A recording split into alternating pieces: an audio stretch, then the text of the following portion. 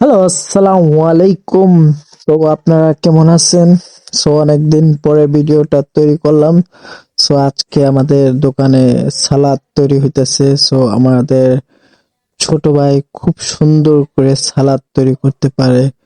So সালাদটা কিসের সাথে খাবো সেটাও পরে ভিডিওতে দেখতে পারবেন। তো সালাদ তৈরি করার জন্য এখন পেঁয়াজ কাটা হবে। সো পেজটা কাটতেছে এবং আমাদের ভিডিওটার সাথে থাকবেন এবং বেশি বেশি লাইক শেয়ার করে দিবেন। এটা হলো মরিচ কাটতেছে। সো বাইটার হাতে একটা খুবই সুন্দর জাদু। সো তো সালাডটা খুবই মজার হবে আজকে, খুবই মজাদার এবং খুবই সুস্বাদু।